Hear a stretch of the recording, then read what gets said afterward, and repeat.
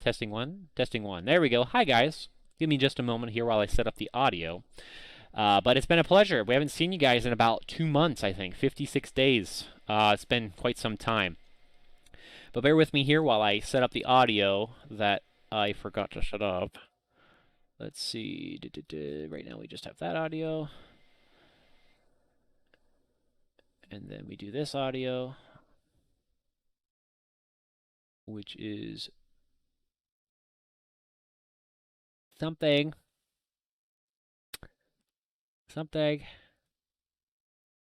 While I'm working on this, where we last left off, our adventurers were sieging the winery, the Wizard of Wine's winery.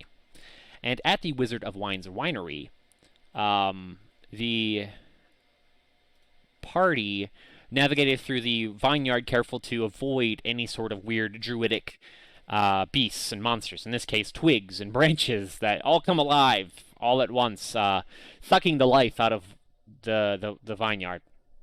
The wine yard. Or is it vineyard? Either way, get my camera working here. There we go. During their siege process, or before rather, they were told from the Martiov family, specifically Davian, informed them of the magic seeds that kept the vineyard fertile.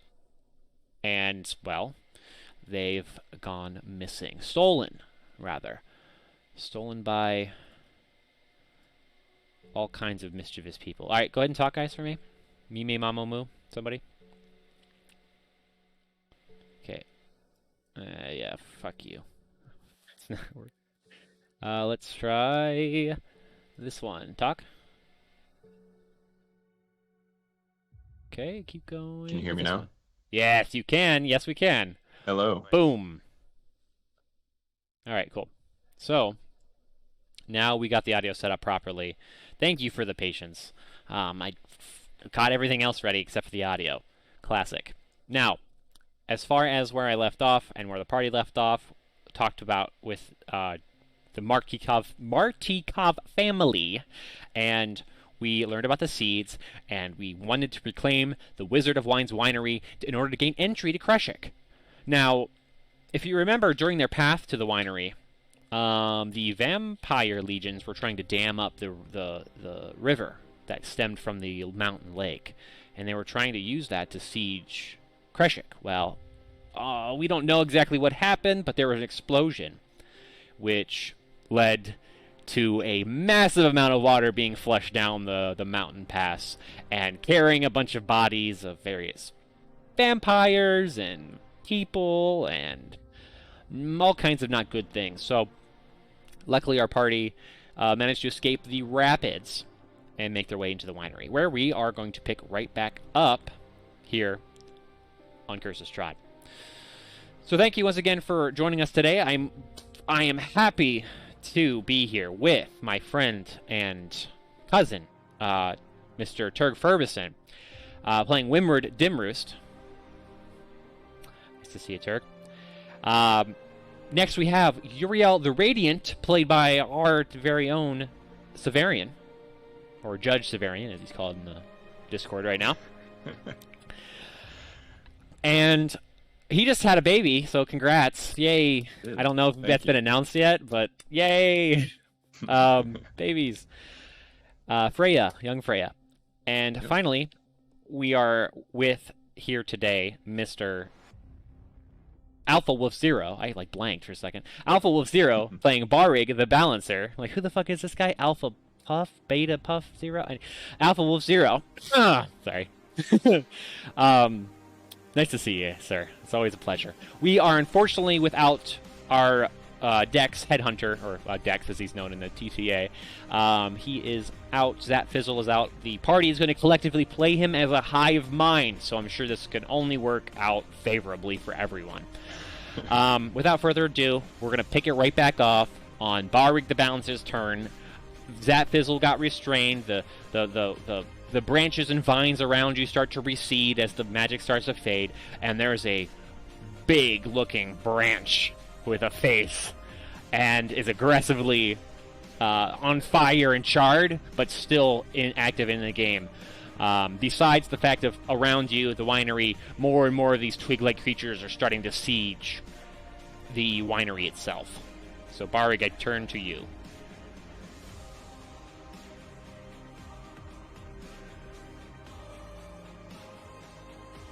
We cannot hear you. You are muted. There you go. Wonderful. Barig is going to, and if I've read this spell right, this is just a bonus action for casting it and it attacking. I'm going to create a spiritual weapon floating right here. And it's going to take the form of a scythe. And if I'm reading this correctly, it's saying that as an extra, like on continuous turns, as a bonus action on your turn, you can move the weapon up to 20 feet and repeat the attack. So I believe that the attack is instantaneous, allowing my action to still be free. Is that correct? Meaning you don't have to use your own action to cause it to to attack use a strike. with the It spiritual functions. weapon. Yeah, it functions like its own entity. Yes. So Okay. It has its own. All right. Yeah. So then I'm gonna roll I'm gonna spawn you a attack weapon here too. a d20. Yeah, give me a sec. I think you can actually run it from the actual character that I'm giving you in a second. Here we go. Do you want a mace that's yellow, or do you want a maul that's blue? Do a mace. That's fine. Hell yeah. Boom. Look at that thing. All right. Sweet. Okay. I don't know if you can control it, but... Nah, I can just hover over it. Let's see here. It's pretty cool looking. Yeah. I think so. I want to set this up because I think there's a way to do it to make it controllable. No, it's fine. We'll do. Oh, wait, link actor data. No. Anyway, where do you want this to be? Oh, go ahead. Yeah. I was just gonna say, before we forget about it, my elk gets a turn too. We never added that. Oh, thank you. Yeah, I'll add that to the turn tracker here, and I'll add this one to the turn tracker too. Okay. And I'm not... Oh, so I just make a melee attack, a melee spell attack. So that would mean... this d20 here would be +4. Holy crap! So that's a critical. Oh, nice. So it does a total. Sorry. This blight is dead here. Okay. This is the only one. No, I know. I mean, you have the movement anyway to put it over there, so I'm just gonna do that for you real quick. Yeah. So let's just attack the first one that's coming in here. So this one right here. That one's dead too. Since I cast, okay. This one's the only live one. We'll just do this one. Then. Since I cast it at, I think I cast it at a second. Did I cast that at second or third level? Second level. So it takes 1d8 plus my spellcasting ability modifier, which is +4. So 2d8 +4. Since that's a critical. Yep, because you double 12 damage, damage. basically. 12 damage. Alright, so your mace materializes and embeds its pointy ends into its sticks and stones, well, just sticks, within this creature's body, and it take a massive hit. It's just chunks of branches and bark go flying as it tears through its bark-like flesh. Great job. Okay, and then I'm going to, since I don't know why I can't move. Oh, game's paused, that's why. Game's paused. Fuck. I'm going to move and rush in with my shield up, and with my own physical mace, I'm going to make a melee attack with that. Inside all of these barrels that you can see, you're actually on like a bit of an overlook, and you're looking down at these barrels that are fermenting.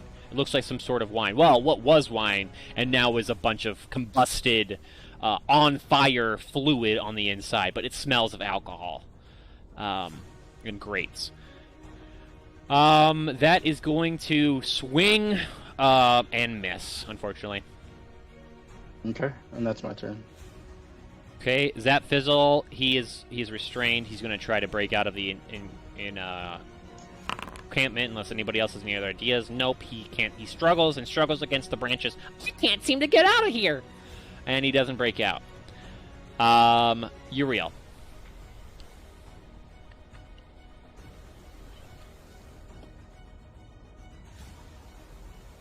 I'm muted. I was going to say. Whoops. So the only enemy we can actually see in here is the big twig blight, right? Right. I mean, there's enemies surrounding you from outside, and you can see them clear as day. They're trying to get in here, but they are far away. You have plenty of time. This is your immediate threat. Is there some sort of assist I can do to help Zap, right? You can go up there and tear it off without a check. Can I? But just that will cause pick your attack Zap action. up and walk inside. Yeah. So yeah, basically how that'll work is you'll just basically free him from the entanglement, and then you are moving him with you. Okay. So yeah, I do that. Action. Walk over, rip in one swift movement, rip those roots off of them. Pick Yeah, them they seem up, to reflex backward and shrivel and die. head inside. Is there still a door on here? Not really. I mean, you could probably barricade him something, but it's open, it's exposed, it's still charred. Okay. So yes, no, you need to reinforce it. That's I don't have men to do. Zap does. But yeah, I'm going to spend my turn barricading that in, I think. Okay. I'm gonna drag him Does in this with you. big twig blight look pretty messed up? Like, is it kind of like tottering over and? Oh, it looks like it's on its last vine. Okay. Then that's what I'm doing, barricading this door. Okay. Windward, you're on the outside still. You're kind of perched up on a higher end, if I'm not mistaken. And you're watching these blights sort of struggle to, like, kind of make their way through slowly. I mean, from your experience, predator prey, these things look pathetic. In numbers, because of their numbers, it's a threat, but individually, I mean, they're pathetic. Okay. Windward would fly out.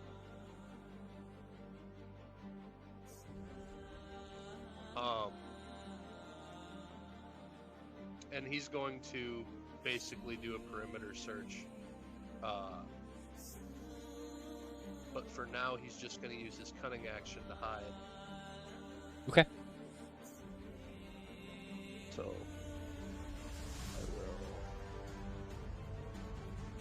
So you're flying over here, you're taking a look, you're taking a survey of the land, and you're going to use your cunning action to basically hide amongst the horizon, the dark clouds, blend in with the environment. Are we on a second floor in here? Or Yes. Just, that was like a You're patio? on the second Okay. floor. That was an upstairs little, like, villa venue kind of thing. Okay. You easily hide amongst the clouds, the horizon. You blend in, barely a dot in the sky. Cool. And Cool. I suppose I'll shoot one of these blades. All right. How do I target them again? Don't worry about it right now. I think that add-on's broken, so just give me a roll. Gotcha. Yeah. Yep.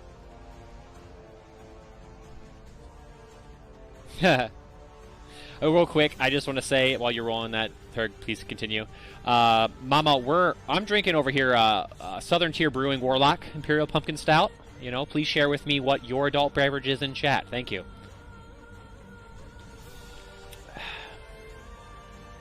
It's probably another sex on the beach. Sex on the beach, yeah. Roll damage.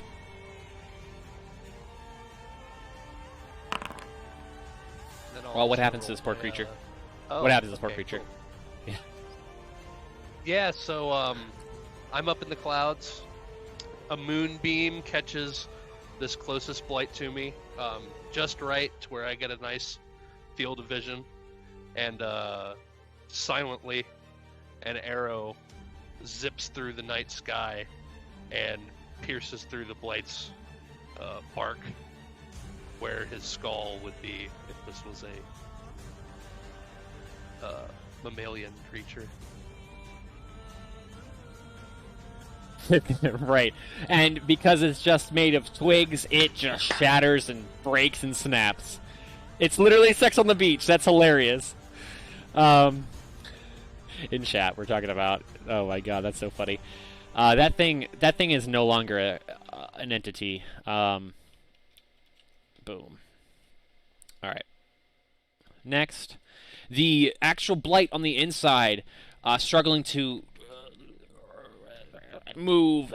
It lashes out at the creature that has been attacking it. Balrig, you're about to take some attack. And it's stumbling, it's moving, it reaches out for you with its tendrils as they extend almost artificially towards you, trying to surround you. You're able to easily parry the vines away. And then we have... Okay, a second.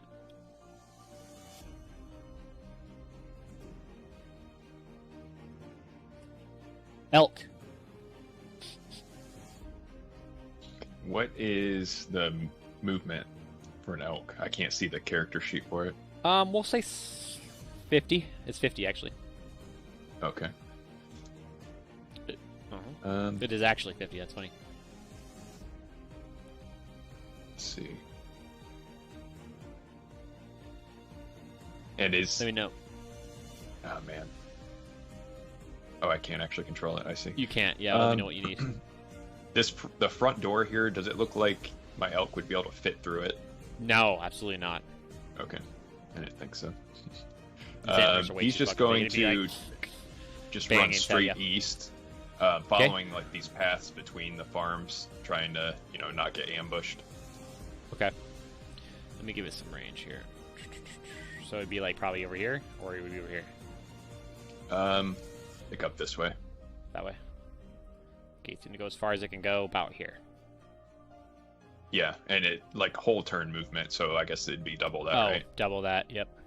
Whereas I forget what the sprint action gives you. It's double, unless you have a perk that gives you quadruple. But yeah. All right. Elk is hurt, like stampeding basically out of the way, snapping any loose twigs and vines and along the way. The spiritual weapon it actually goes on Barrig's turn, so at the start of Barrig's turn, actually, all of these creatures are going to be moving. You hear and see these creatures twist and break throughout the vineyards, starting to siege the actual main building in the center. As they move and twist, you see that some of these branches and twigs in the vineyard itself that were just typical twigs start to show up as, oh, this wasn't a twig, it was a creature. And some of them even start to climb up top of the little villa patio here, as well as disappear out of windward your sight. Several of them start to pile out of these little stables here. Windward, you can see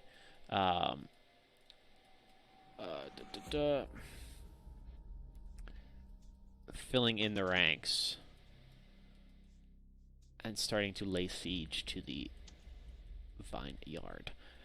From inside, the flames are burning bright. Smoke starting to fill the air. It's starting to get a little thick in here. You're worried that if you don't do something about the flames soon, that it might start to suffocate you, or at least hinder your vision or hinder your movement, your constitution. Inside as well, from downstairs, you hear scraping and twisting and laughter coming from the lower levels.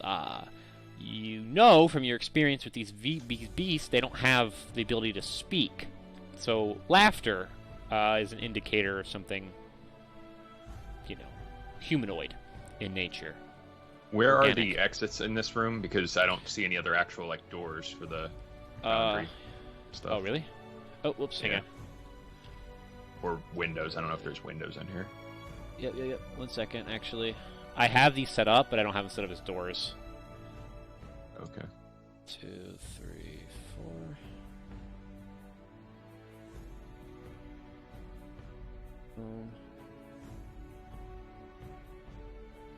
In the middle stairs there, is that just going up to the platform for these wine stomping things? Yes, that actually is going downstairs. Oh, okay. Yeah, that's actually going downstairs. You're actually on. It's weird how the map looks, but you're actually on a second floor, and then that starts here and goes Gotcha. downstairs. This path here is like a 1-2 tile little path here, and it loops around and down. Okay. Yeah, weird. I guess I didn't set up these as doors. I'm almost done though. Can anyone conjure water? Can that fizzle? Actually, you don't know. Alright. Arg, you're a cleric. Yeah, but I mostly deal with healing and damage and things of that nature. I never prepared a water spell. You have create or destroy water in your spell list. I don't know if it's wrong. Is it prepared?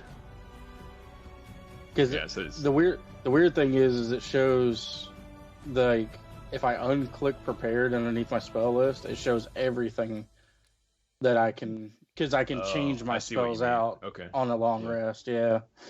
Hmm. So Alright, you should see doors now, now that they're fixed. Okay. Barig. and is this guy here still alive? Sorry, the guy in front of you? Yes. Yeah. Okay. Yeah, he's still alive. I'm gonna use my bonus action to Mhm. attack with the Hits. Roll damage. okay. Be 1d8.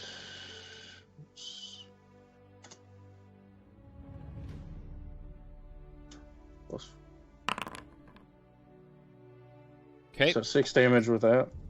And again, your spiritual weapon lashes out at this creature, uppercutting it in its what would be its jaw as it breaks off almost completely, branches dangling.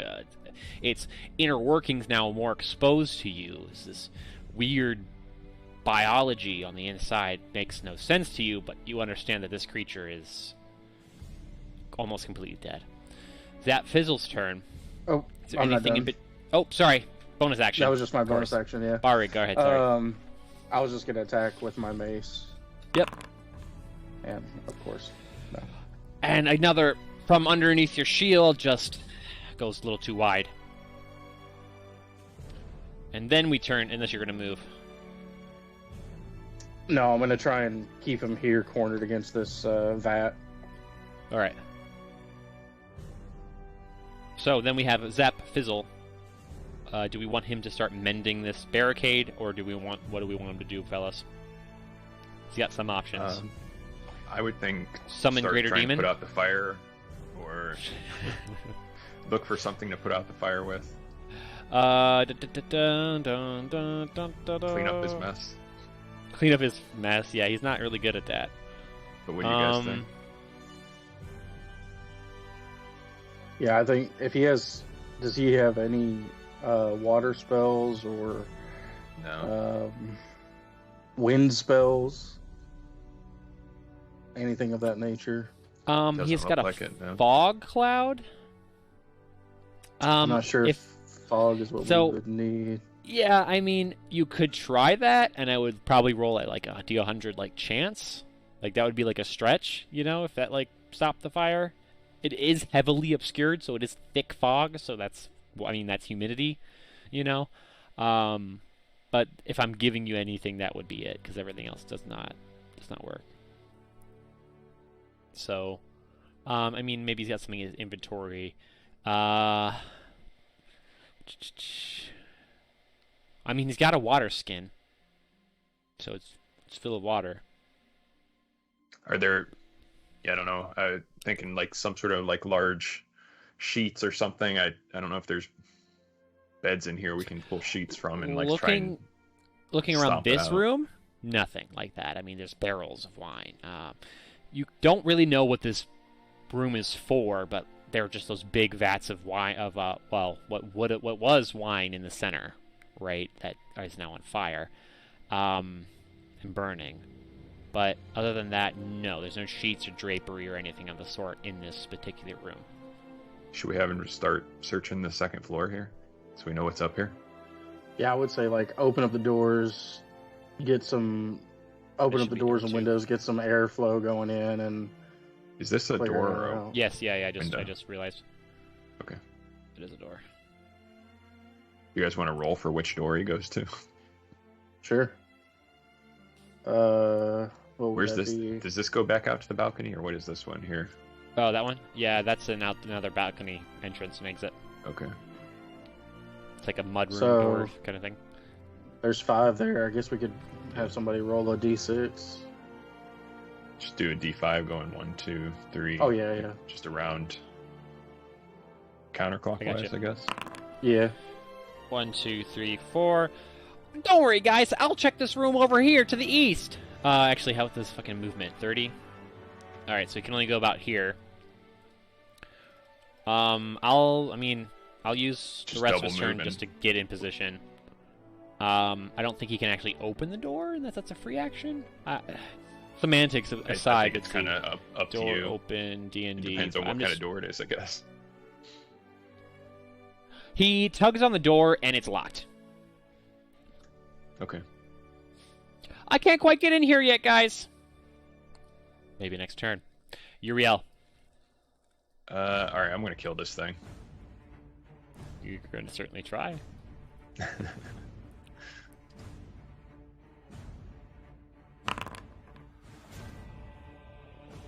Okay. You hit. Oh. Ew. You slice at him with your longsword, cleaving, completely cleaning one of his arms completely off. He's he's barely hanging on to life at this point, but he's still alive and twisting. If he could scream, he probably would be. Are you doing anything else, Uriel? I was trying to see if I can't remember if I get multiple attacks. I don't think I do. You might. No, you're a paladin, right? Yeah. I'm pretty sure you have 2 attacks. Yeah, you do. You have an extra attack, bro. Give it to him. Where? Oh, I see it. Okay. Yeah, extra attack. Yep. Exactly enough. What happens to him? I just start hacking away at this thing, and there's like vines and stuff going everywhere. I'm trying to target like crucial points where a lot of vines meet in one central area, and it just crumbles and stops moving in a pile of compost. Yeah, to add on to that, you finally swing, and it stumbles backward into the wine pit and burns and twists and shrivels away and dies. Hey, add some smoky flavor to the wine. I mean, what could go wrong? Wimward, actually, it's your turn. Oh, and I'm just Alright. gonna move over here. Yep, go ahead. Rinse and repeat. We're gonna try to do some cleanup on the outside here. Mm-hmm. So I'm going to use my cunning action to try to hide.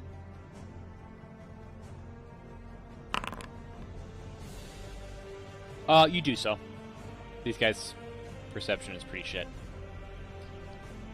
Then I'm gonna shoot a shot.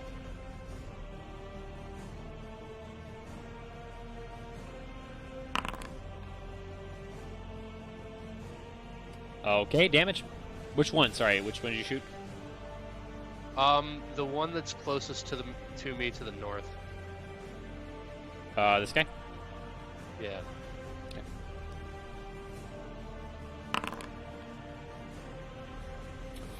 The arrow things as it glides through the air and strikes this creature dead set in its elvish, mimic disgusting-looking face, but with its arrow protruding from its what would be skull, it's still managing to continue on. Okay. All right, elk. Do you remember how many turns 1 minute is in combat? It's like 10 seconds, I want to say. 10 turns. 10 turns. 6 10 seconds. turns? 6 seconds around. Is a minute. All right, 'cause I activated my Minutes, radiant 10 soul turns. when we first like jumped up to that balcony, and I can't remember. We're on round 3, I still that's what it active. says. So you have Okay. probably 7 more rounds, yeah. All right, so then I still have big glowing wings and stuff, and can do 7 additional radiant damage. each Oh, turn. shit. I Alright. forgot about that. Fuck. You would have killed him a little sooner. That's alright. I'll put it in chat if you want to see it. But Yeah. okay, for the elk, he's just gonna stay safe and keep, running out like over here to the edge for now. He's gonna circle around the house going this way because I want him to like recon for me. So we have a telepathic connection within 1 mile. Gotcha. Where's he going, sorry? Down south here now, and staying Easy. between the rows. Oh, right. So he's not stepping in the vines. Right, okay. That's fair. He can go another, 50 feet still. Okay. I guess I can't see what he sees. I don't know if you can change that. Oh, you can't? Fuck, man, I don't know how to do that. Vision, no. Identity, no. Resources, no. Sheet? Yeah, I don't know if you have to make it so I sheet. can control the sheet or how. Right, it's just Correct he that doesn't have a sheet, so I'm like he's just he's literally just a token. Maybe there he is. I might be able to give you permission now. Actually, give me 1. Configure ownership. Who owns it? It's you, Severian. You own him. Now you can see him. Right. I can see his character sheet. Yeah, you might have to drag out a new token. Oh, okay. Give me a second.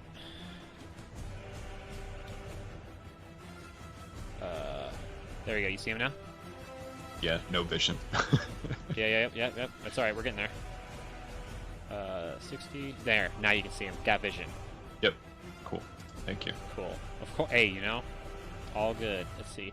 Now I have to put him in turn the order again. All right. He's in this same place. Fuck yeah. All right. Cool.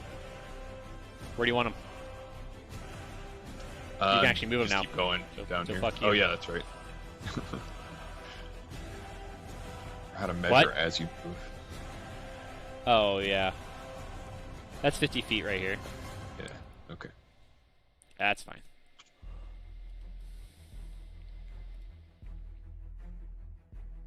Oh, there's another This- building back here. No. That's the downstairs. Oh, okay. So imagine this is just being more vineyard. Gotcha. All right, elk is done. What is your elk's name? You have to figure that out right come now. back to me on that. I don't know. Oh, what? No, right now. I'm just kidding. All right, your spiritual weapon is up. So, Balrig, it's your turn. I'm going to drop the spiritual weapon for right now. Okay. Drop. Well, I don't even know if I can. I mean, it's not concentration. I mean, just dispel if you really wanted to. Like you conjured it, you can dispel it at will. I would say at any time. it's good. It's good for 1 minute. So I mean, Okay. 10 rounds. You have probably you have 8 so more rounds probably now. 8 more rounds. Yeah. I really don't have anything that can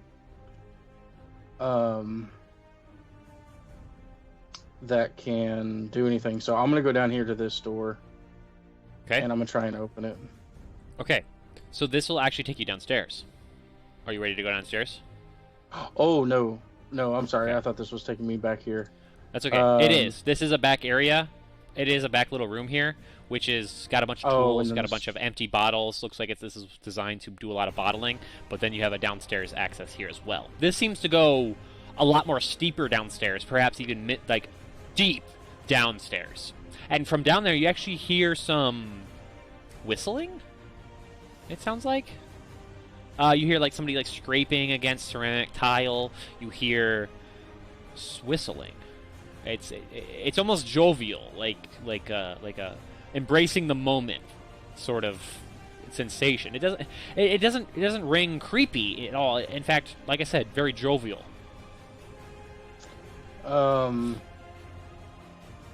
Okay. So then what I'm going to do from this point is I'm going to cast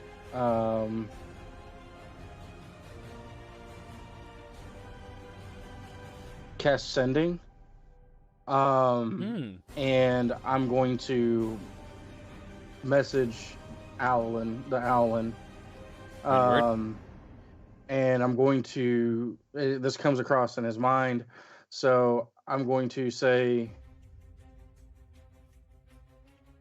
check around the side of the building. Are we being flanked? And then I say, this is Barg. And you can reply with like 25 words.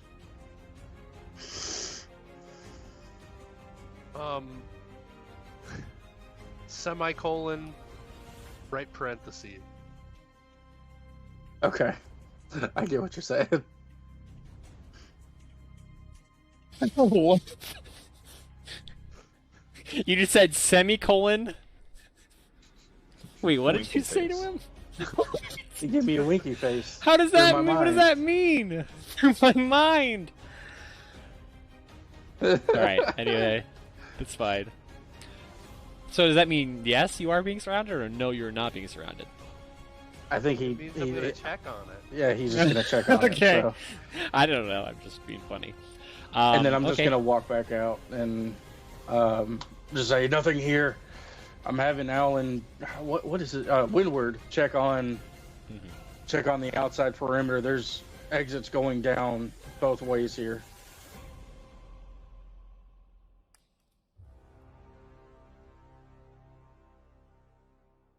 That's my turn. Okay. Zap Fizzle. Is he gonna try to the door? Even more? Yeah, I'd say check this door that's closest to him. Over here. Oops, didn't mean to click it open. That one here? This one? Or this one? There's two. This one, because you said this one is locked, right? Correct. He tugs on that door, it opens up, exposing a lot of barrels. More wine, perhaps. You don't know if they're empty or not. If he can go further, check the next one. Yep. Are these As he approaches, stairs, it looks like? Yes, they are. He's got stairs over here. Small stairs. Looks like for some sort of small creatures. Attendants, menders, some sort of that thing leading downstairs.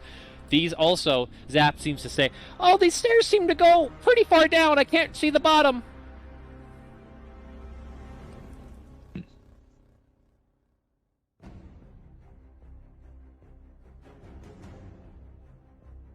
Massive Merle. Sure. But he's at the other door in front of him. It sounds like these barrels are empty. They're hollow on the inside. Is he pounding on them? Boom, boom, boom, boom.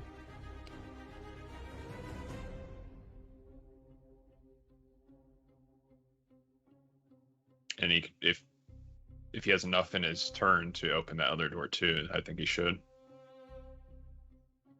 He opens the door. Oh, looks like they're making some sort of barrels in here. It looks like they had a bunch of planks and wood, tools. Nothing to put out a fire, he says from the room. And this it sounds like leads. Yeah, it leads outside.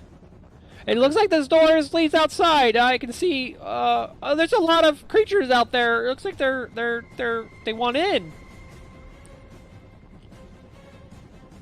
What do we do, Uriel? Well, build a barricade, Zap.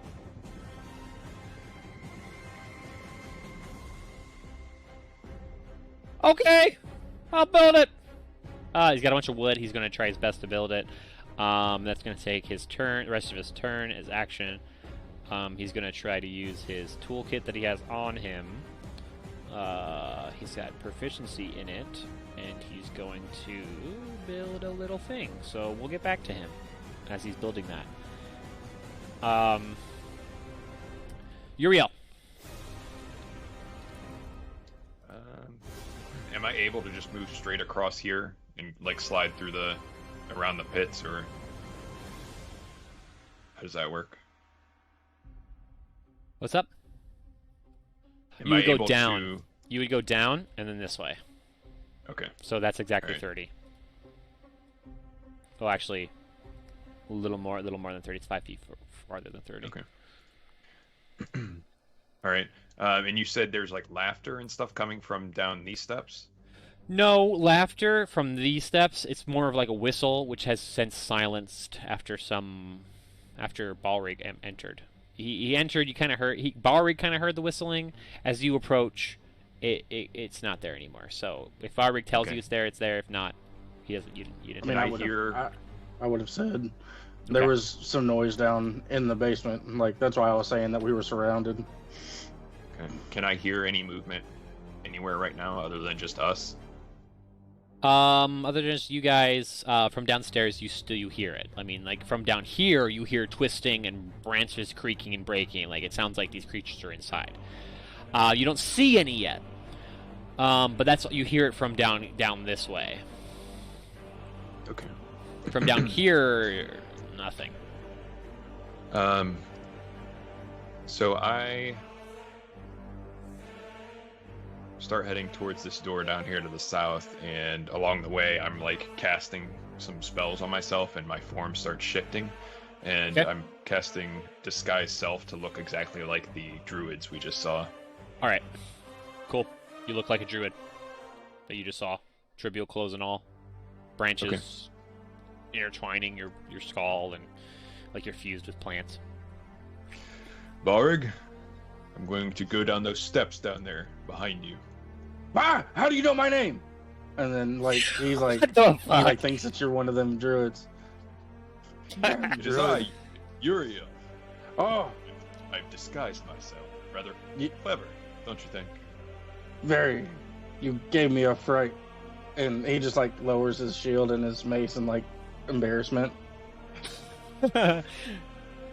Old It man. sounds like there's more of those blights downstairs.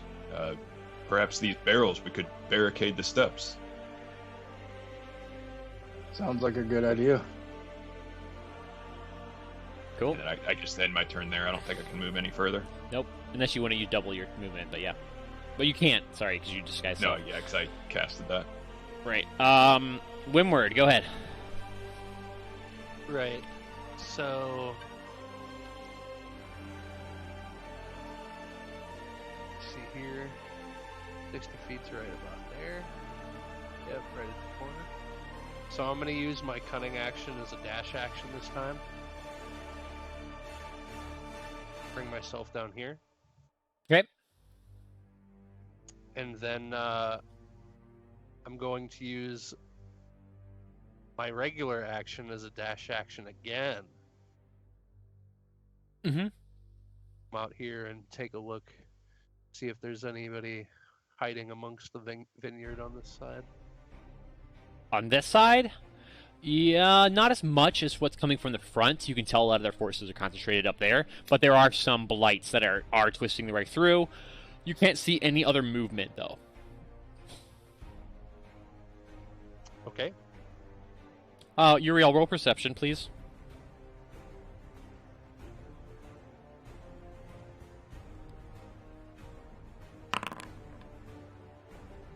Nothing.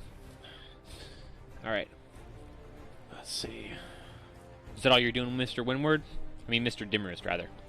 Or is it Dr. Dimmerist? It's Saint Dimmerist, and Here. yeah, we're good. All right, boss, thank you. Elk, cleverly named by Dionysus in chat. Merkel, massive Mary, whatever it might be. Proceed. Well, yeah, the first floor, are there any windows? The first floor has no windows, alas, that you can see. Okay. It seems like they were trying to block out the sunlight. All right. Elk is going to just continue west here. We have a bonus die in chat from GOM Dionysus to whomever needs it. If you do not have an inspiration point, please add yourself a inspiration point. If not, I will randomly assign.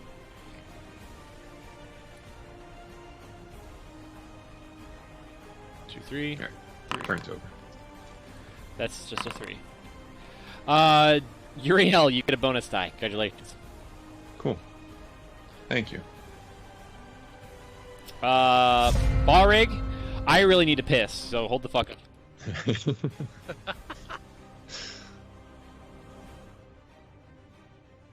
Just take your turn while he's gone. We'll tell him when he gets back what happened. Yeah. I quickly change my spell sheet to have create and destroy water. Wow, how'd I miss that?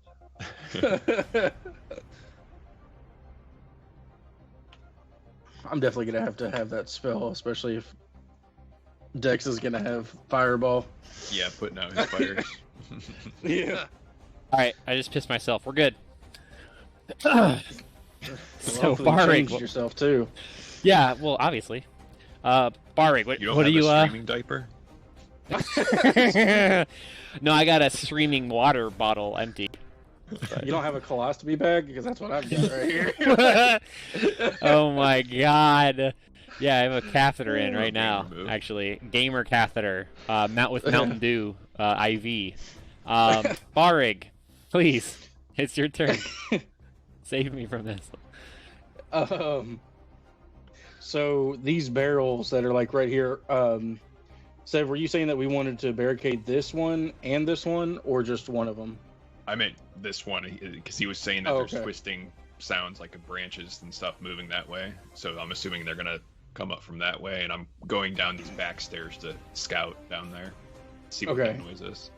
So I'm going to try and quickly like roll or kick these things or move them to block off the stairwell. Yeah. in I mean, some sort looking of at the fashion. stairwell, it's already charred and burned and shit. You could probably take your actual weapon and try to break the stairs down. It looks like it's barely holding on to some okay. minor scaffolding.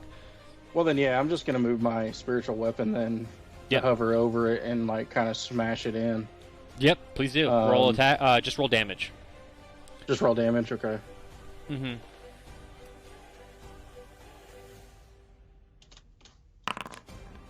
Holy Wow. Max damage. Yeah.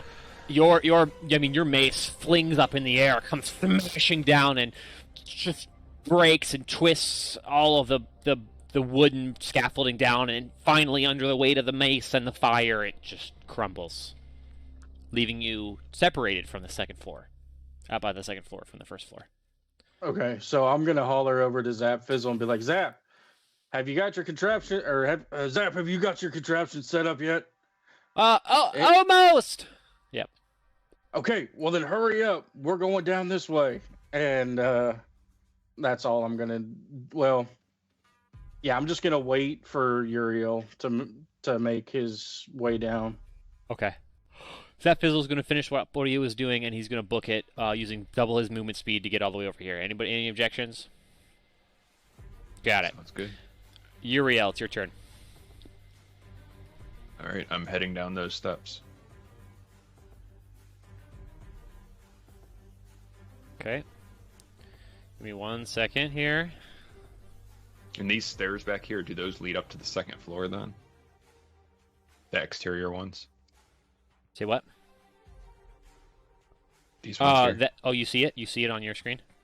I just see there's stairs here. I don't know if those go Yeah. up to the top floor or not. That comes up to the top floor, yes. Okay, all right. But yeah, I'm heading down these stairs here. Okay.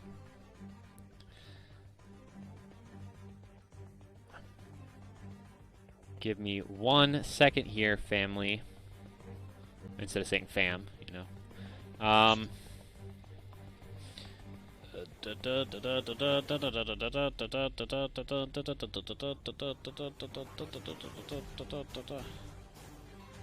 Hold on. There he is. Holding. There he is. Give me 1 second. 1 second. 1 second.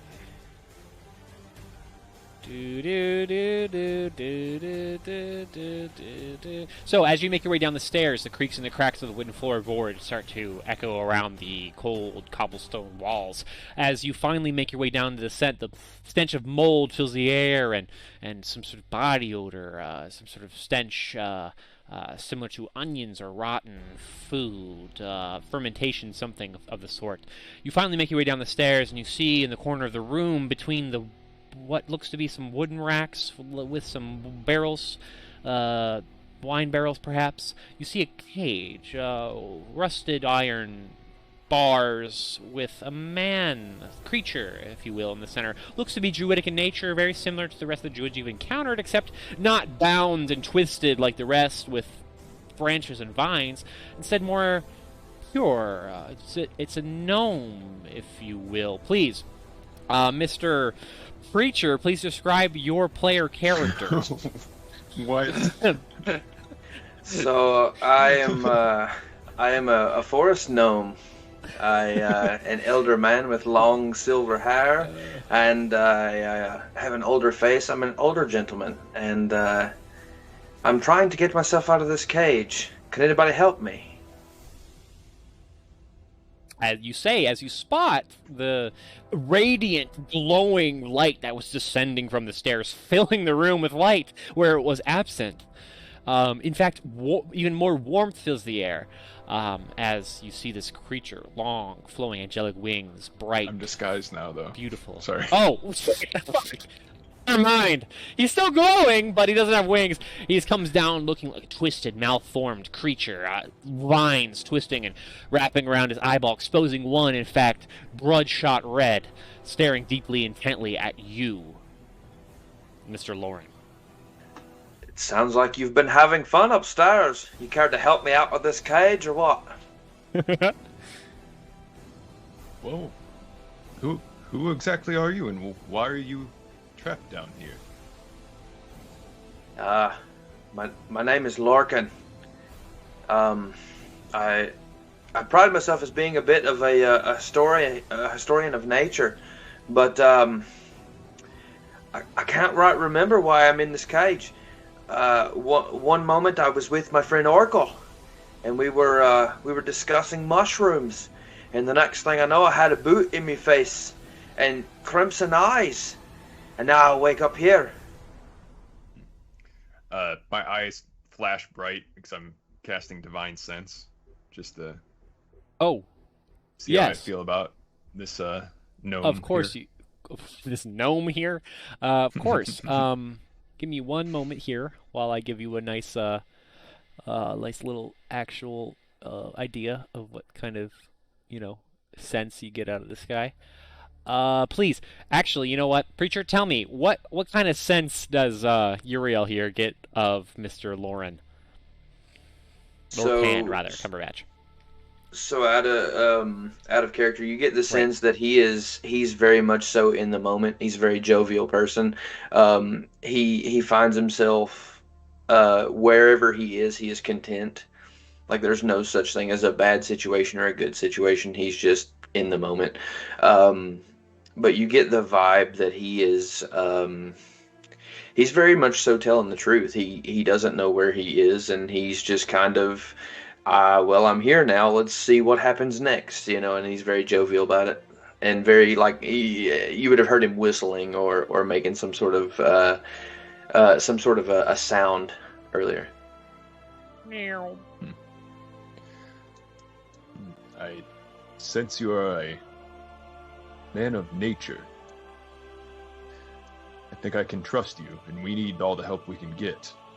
You see, I've disguised myself as one of these druids. Do you know what is happening up above? Brethren, I have no clue. I've heard that you've been fighting and struggling and trying to go upstairs and downstairs, and I've heard something about a Velk, but other than that, I have no clue. I've been trying to find my way out of this imprisonment. Best I can figure, it's iron bars and simple cobblestone, but haven't quite been able to make my way out of this cage. If you could help me, that would be great. I'd be trying to keep the conversation somewhat low because I don't know, since I can see now that there's more to this basement. Yeah, I would, out of character, I would be actually kind of talking in a normal voice, just, oh, fancy to see somebody. It's very kind of loud, so it's echoing across the room. Yeah, 100%. Yeah, you're resonating everywhere. Like, it's bouncing off of here like an opera house. So, right. So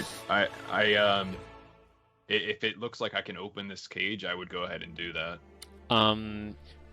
Well, you're probably a bit conceited. So, looking at this iron cage, you're like, I could bend this metal easily. I'm sorry I give you personality, but I would think... No, you're right. Yeah, so give me either a strength check or a weapons, like a damage roll. Okay, strength check.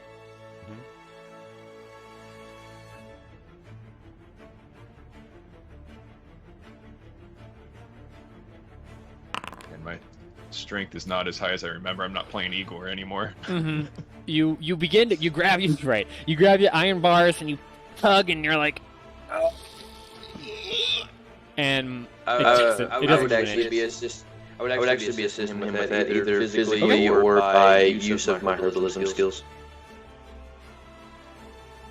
The herbalism skills wouldn't work here, but let's give you an assist roll on strength as well. You could probably pull from the inside or push with your feet. I'll go ahead if you want to trust me. I'll do like just a strength roll on D&D Beyond. I'll tell you what happens. Oh yeah, I was gonna say. I see that you messaged me and said, "Hey, can I have the Foundry link?" Yeah, obviously you don't have it yet. Give me 1 second. Yeah, I would have rolled an 8 on strength, just so you know. An 8? Okay. An 8, yes. You prop yourself up against the cell wall and you push with your feet against the iron bars to his reflex, and it bends a little bit and starts. The residue of rust seems to dust, but it barely moved. I'd be like, oh, I'm sorry, my old age is kind of giving me away. Please don't think of me as such a frail old man. And I want to kick it, and I want to roll athletics. Okay, that's fine. We'll let you do that right now out of turn order while I set up your user in this game. I guess you'll just have to trust me, or I can easily see it beyond athletics. I have a +5, and I rolled a 13 total. It's 8 plus 5 for a 13. Okay, and so doing so, you were able to easily now with all these things in tangent here, all these moving pieces, bend the metal in such a way that you were able to squeeze your small body through. Thank you, friend. I thought I'd be here forever. It seems like if you want to take some basic mushrooms and bacterium and want to melt iron, it takes a minute. I forgot that. Where are we, by the way? We're at the Wizard of Wines in Barovia. Barovia? Yes. Where the fuck is Barovia? Well, I was hoping you could tell me. It seems to be its own plane of sorts. Friend, I'm afraid I'm not smart in the area of Barovia. I'm originally from Faerun, a town called Maron. Nothing around here feels familiar to me. I believe I've been to that town before, but we don't have time to discuss such things now. There's a siege upon this place by Twigblights and Druids. I'll help in any way I can, and I'll reach out and actually like a forearm shake as an extended good gesture toward you. And I would do me a favor. Gesture. Do me a favor, Preacher. Are you able to log in Foundry and get everything set up? I sent you the link I added you to the Curse of Strahd group, and I sent you the link and I tagged you. You can log in as Preacher. There's no password. Okay. Yeah, I'm in. Okay. You should see your character under Player Characters folder. Confirm that for me real quick. I'm loading in now, but I can check. Yeah, please. Thank you. Player Characters. Yep. Yeah, I'm here. Sweet. All right, cool. Seth, your reaction was awesome. I wish we could clip that because that was. I've used this trick before, but like, old dog. Wasn't expecting it this time. Yeah. Well, Yeah. I happened to like tab over to the stream to type something, and then I saw a big green blob over Seb's face, and I was like, "That's Preacher. What's he doing?" And then I opened up Skype, and I was like, "What's he doing in here?" Surprise, boys! I raided Strahd. I raided Strahd. He forced me to. He baited him. No, I kind of thought I needed another character. I kind of been feeling it out, and Preacher was available, so I wanted to introduce him this way, since we were down a character anyway. So it was a good introduction, but anyway, so now that we're introduced, now that we're properly acquainted, we're going to go back into turn order here for a second. I did already roll your initiative. I had a 16, which means we start with Uriel. We're going to go to after you guys exchange your forearms. I will say, Uriel, you do notice the echoing of footsteps coming downstairs, but not from the downstairs that you just came from. Something is approaching. Wimward. On that note, Wimward. All right, so Windward's gonna try a thing. He's going to fly over to this perch, and he is going to. He has a string and he has a bell, and he's gonna fasten the bell onto his feet and try to kite some of these blades. So I'm then going to use my cunning action to dash around to see if it works. Right about here. So I'm ringing the bell real loud, squawking. You're squawking, basically. I'm squawking and ringing this bell, trying to get the attention of these blades so I can kite them. Can you give me a squawk? Okay, you don't need to roll. The attention of the nearby blights have been fixated on you, and you see them they look up with their blank stares, looking up, like they're distracted by you. You definitely attracted their attention. Bloody hell, Zap! What in the 7 hells is that? Windward. Oh, unless you're talking to Zap. Sorry. I'm talking to Zap. Sorry. I was like acting like I heard that. With my knowledge, it sounds like the owl was making some sort of squawks in order to distract the blights, but I don't know for sure. I can't see them.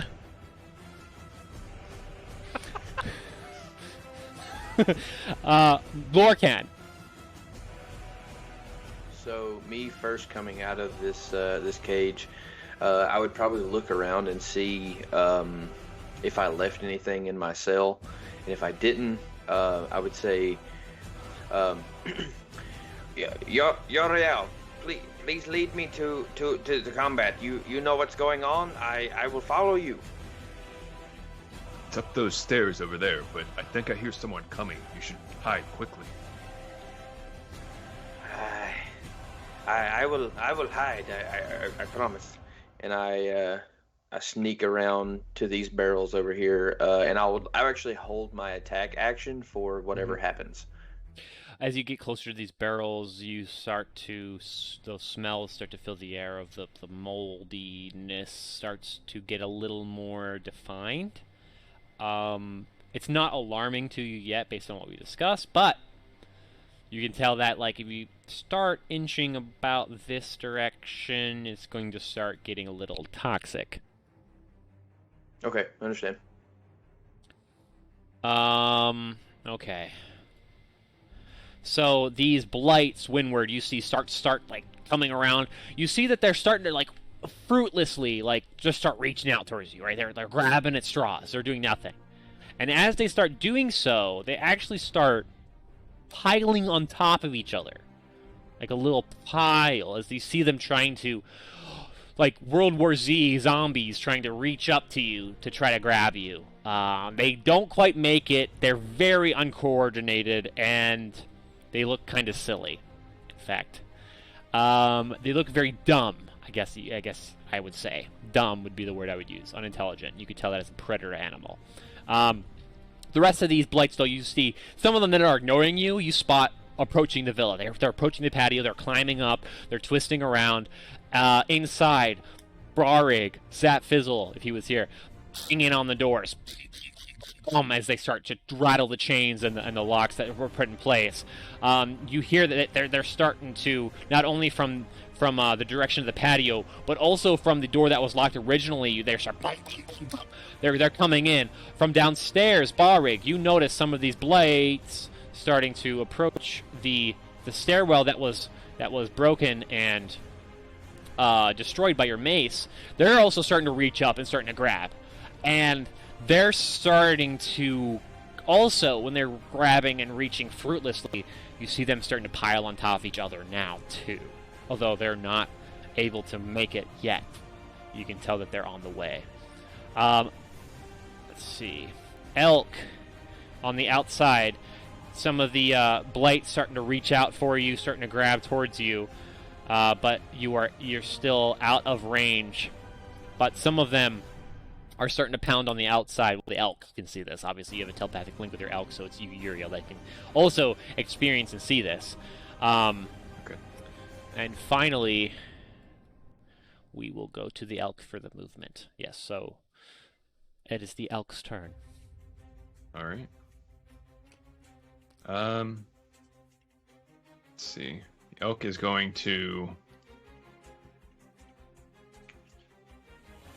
kind of turn around and see that they're hitting this door over here now. Turn around, move out over here or so, just to get 20 feet away, and then turns and charges towards this one here, the southernmost.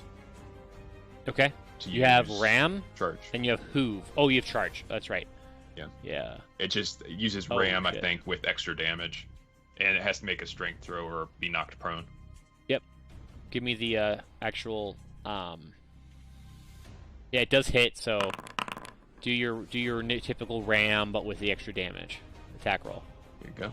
Oh fuck! And then All right, give me 2d6. the damage roll. Yeah. And Well, it's an extra Sure. 2d6 on top of the ram's damage. which is 1d6 plus 3. Okay. 11, Okay. it looks like. Exactly enough. What happens to it? It does exactly what I just said. It kind of Right. runs out away from the building a little bit, turns around quickly and charges in and lowers its antlers and just piles this thing into the ground, and just twigs go scattering everywhere. Right. It charges, pile. It stabs its antlers down. It tosses it on the ground like loose debris and staples hooves, smashing against the twigs until it just twists. Finally dead. Barik, it's your turn. All right. He's gonna look over at Zap and be like, "Oh, by the hand of Kalimvor," and then he yells at Uriel, "Uriel, we got problems. They're climbing on top of each other to give up here." And he's gonna look back at Zap and be like, "Look, I know I scolded you for the fireball earlier, but throw another one at those bastards down there. I don't want them getting up here." And Are you sure? That's gonna cause a lot of mess. I don't want to make a mess, Barik. You're gonna reprimand me again. and yeah, he's going to. I don't know what to do.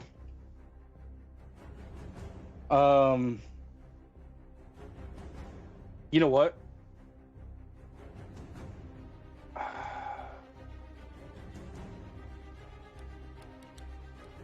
I can't cast that.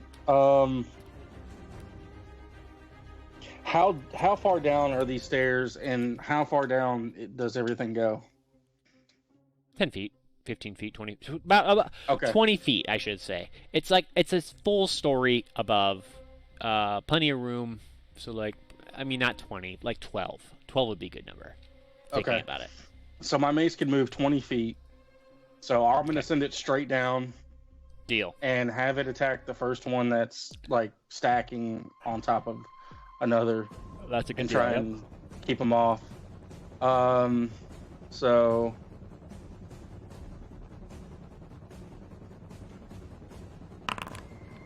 that's not gonna hit, even with my bonus.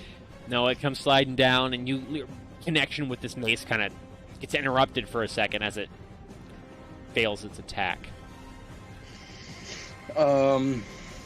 Okay.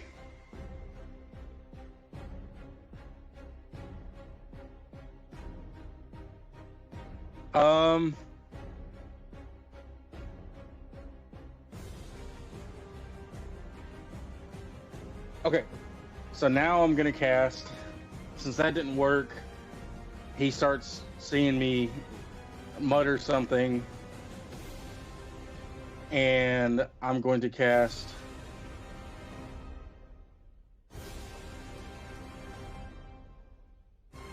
Word of Radiance. It's a 15 feet cube that I'm trying to center on the middle of this, in the stairwell. So yeah, they got to do a DC 15 Constitution saving throw. Okay, this word that you utter begins to harmonize with the air and the fire and the smoke, and one of the creatures is able to resist it, but the other creature's just its eyes glow bright white, its mouth goes white as it opens up its mouth and shoots a nice white radiant beam. Do the damage. 8 damage. 8 radiant. And that creature that opened its mouth and had the light coming through it actually blows up in vicious, violent, bright light. Killing it instantly. And that's my turn. Fantastic. You still want me to throw the fireball, Barig? Barig, you want me to throw a fireball? Just attack these blasted blighters. Okay. And, that's all he's gonna say, and he's just gonna hope and pray that. Yeah.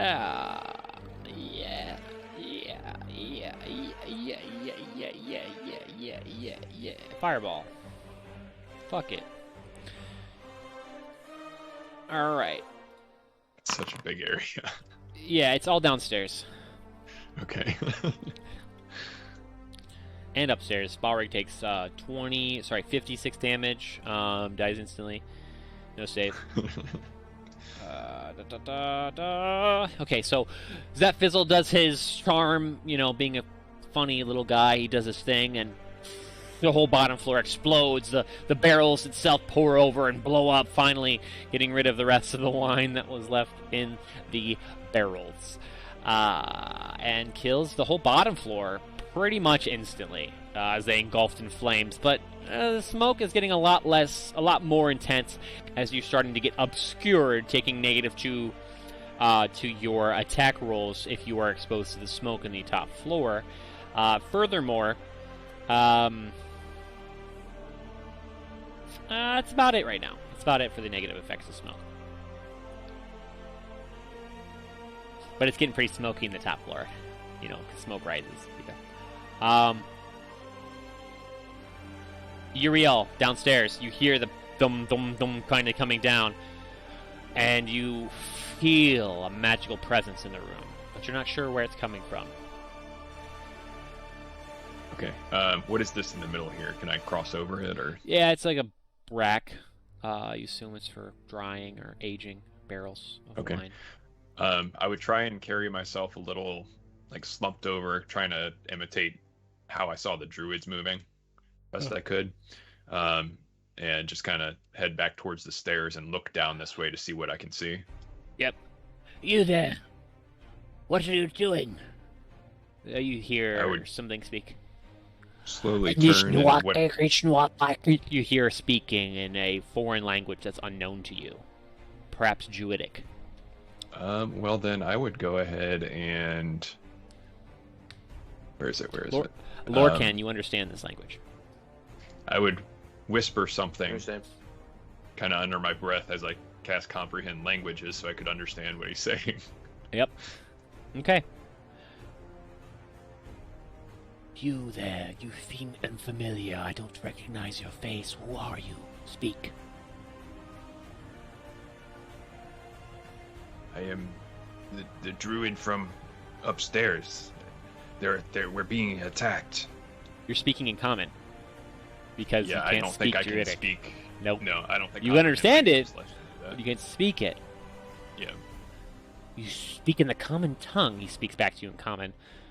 Why? Roll me a check here for, I'll let you pick for a charisma check. Persuasion, intimidation, whatever you prefer. Before he rolls that, I would cast guidance on him Okay. from the shadows.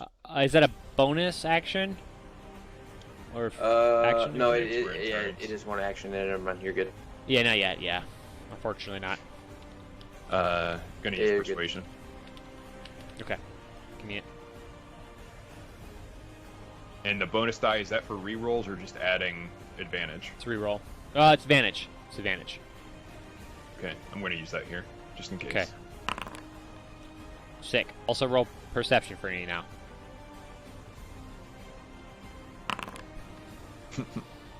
Okay. So you turn to the druid, you speak what you have to say. What do you have to say?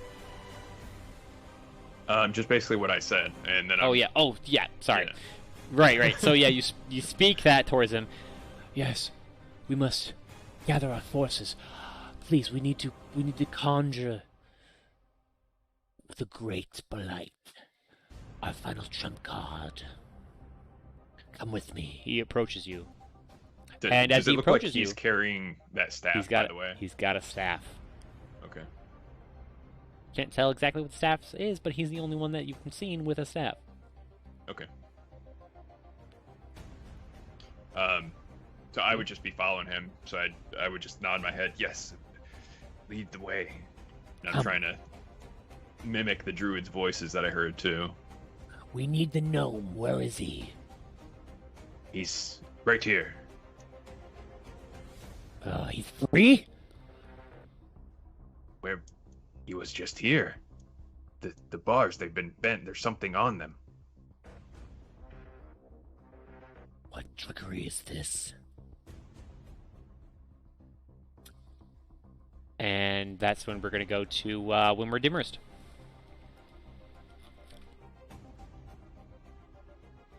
Windward Dimroost is basically playing a round of Call of Duty Zombies right now. He's just ringing his bell, trying to get the attention of as many blights as possible. Okay. So you know from experience, you're gonna have to get a little more far. You're gonna have to probably, if you want to get more people, you're gonna have to move. But you know that, so you can move around, try to attract people from the entrances and exits. Yeah. So. 5, 10, 15, 20, 25, 30. And then I'll use dash. Mhm. 5, 10, 15, 20, 25, 30. And then I'll use my cunning action as a dash action. 5, 10, 15, 20, 25, 30. And I'm ringing my bell the whole time. Okay. Okay. In this case,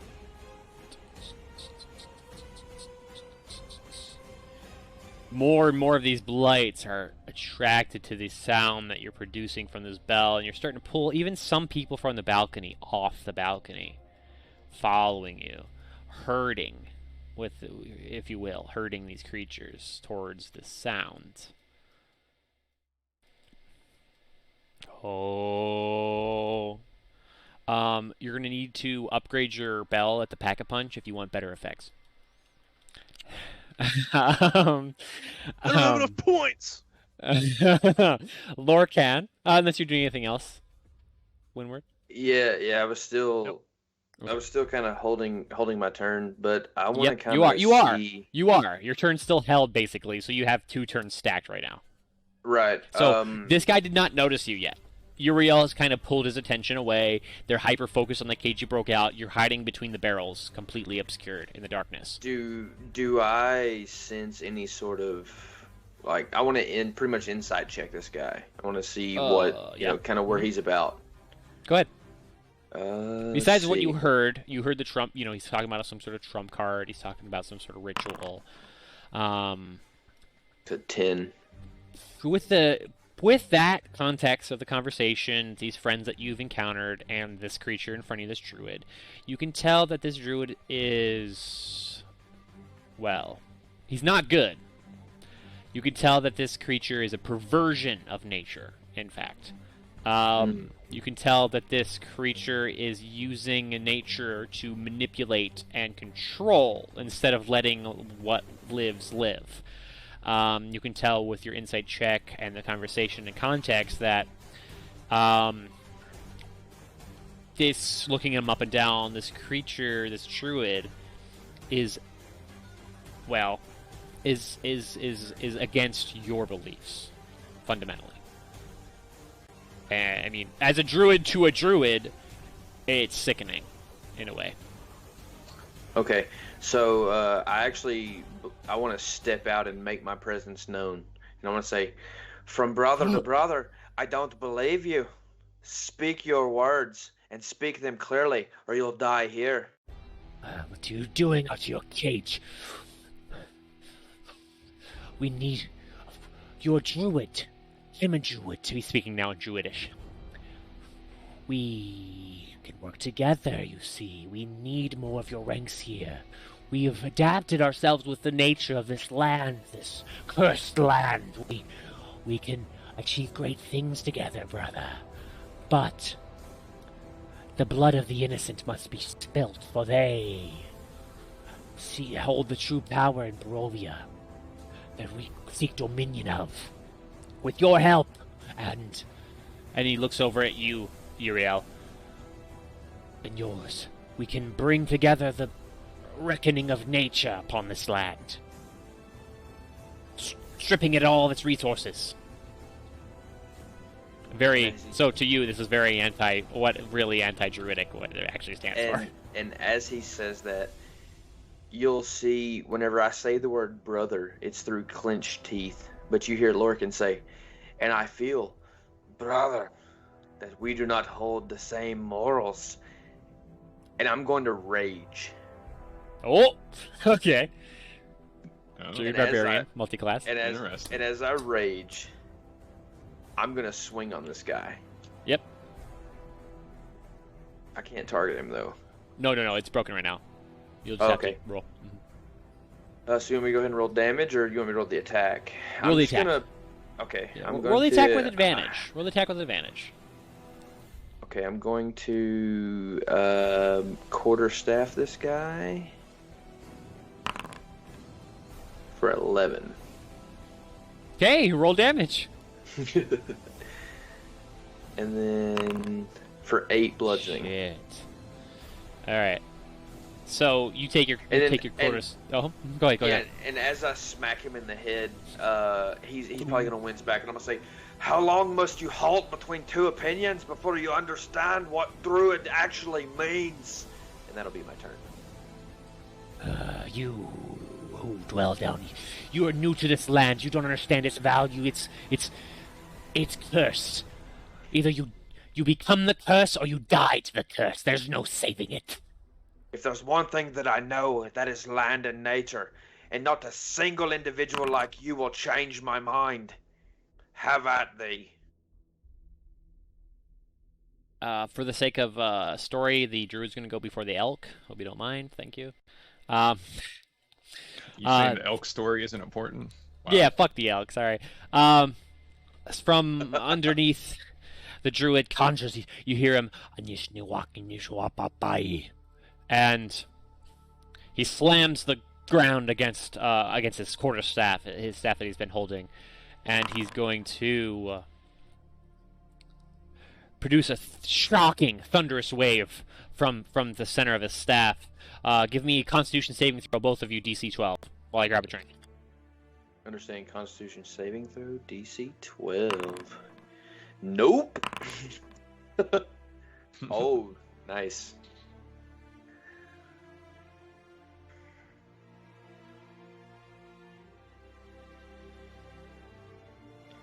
Hashtag Druidbarian. What's up, boys? I imagine you guys can hear that thunder wave upstairs.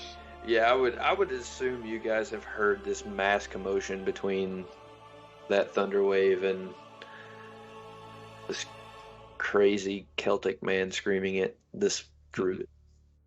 So you're a druid, barbarian, gnome? I am a forest gnome druid barian, yes. That's pretty cool. Yeah.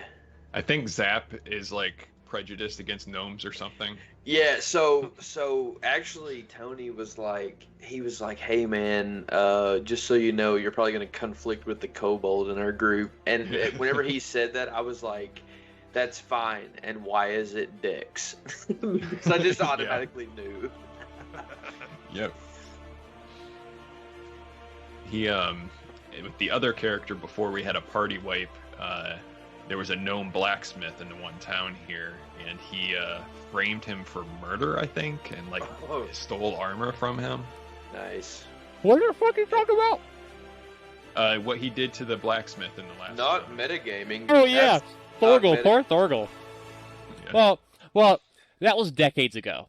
All right. Yeah. They don't. Even the party doesn't know how long. Like, out of game, even they don't know how long it's been since that whole circumstance. But we'll talk about that before the end. On top of it all, I think he like sent that shade after it, didn't he?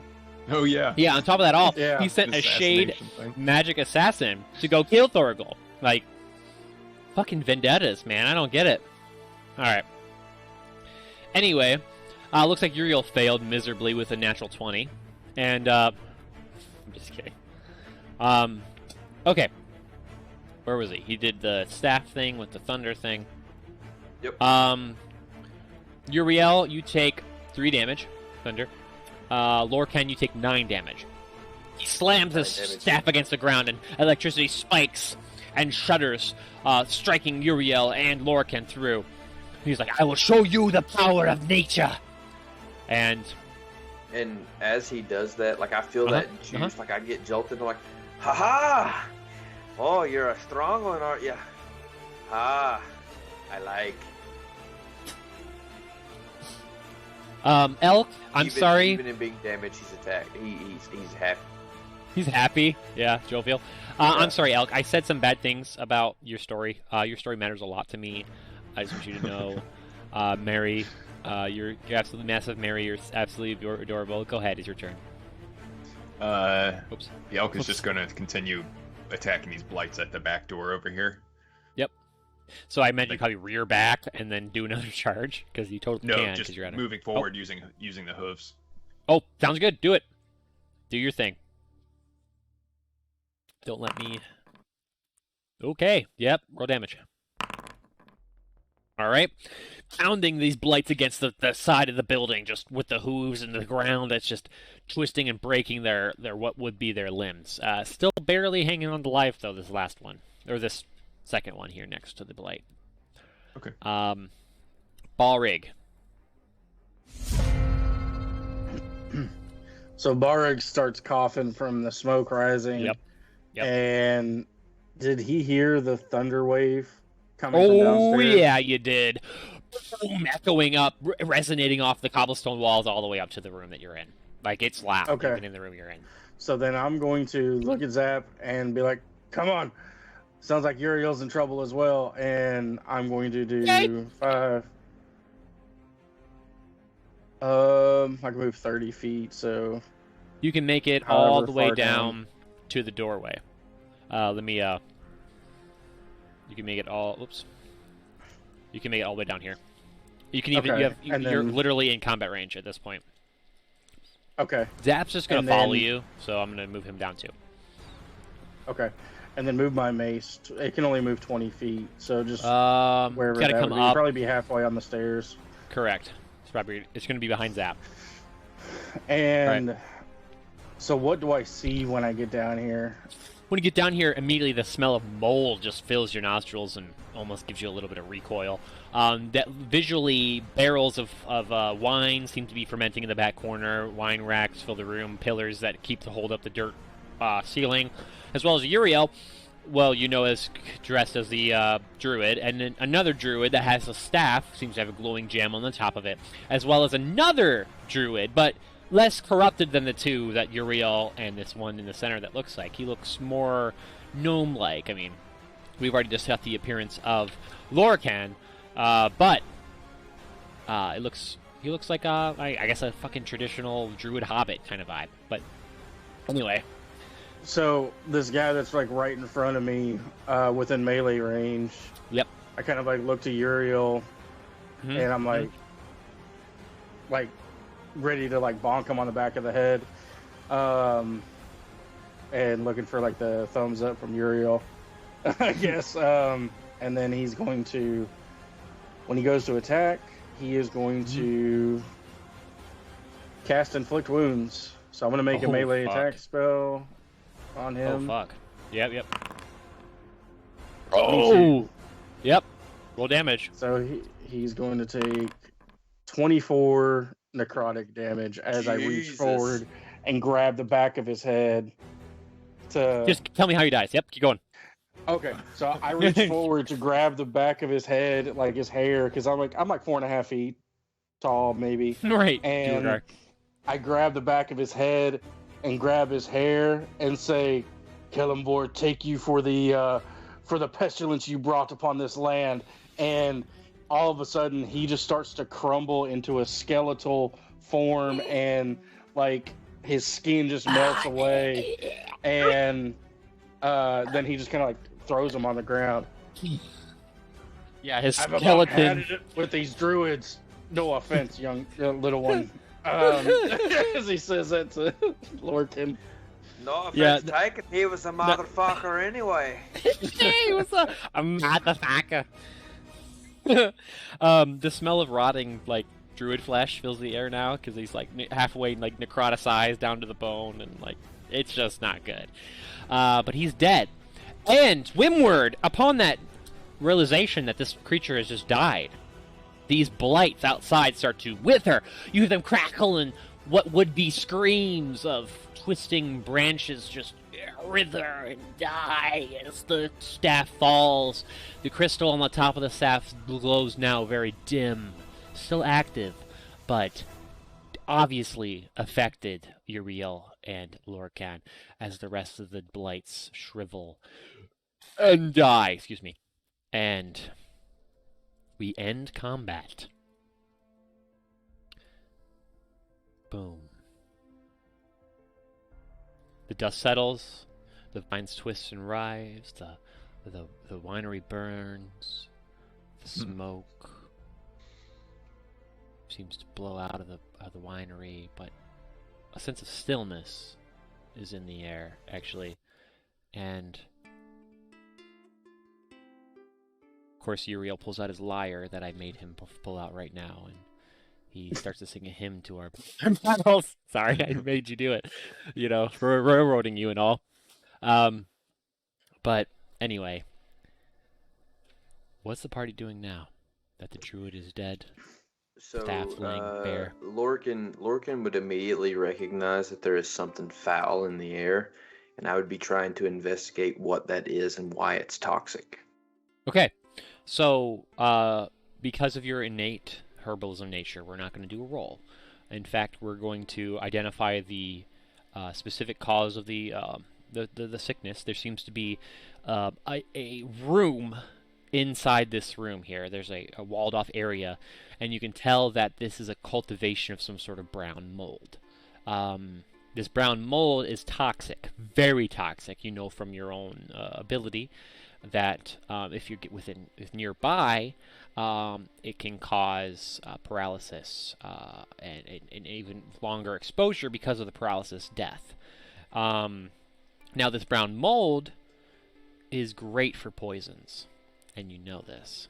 So, being a toxic, being aware of the toxicity and being able to almost navigate around it, you know how to handle this brown moss and cultivate it without threat to your being. So what that means is you're able to gather this successfully without roll, without check, and you're able to identify the cultures, and you're able to use that to grow more brown mold should you mean to. So it's down here. It's in the basement. It's in one of the false walls that you're able to fall through, just following the scent with your smell. In here, in general, though, I just want to give you guys a general vibe. Uriel, Balrig, Zap, Lorcan.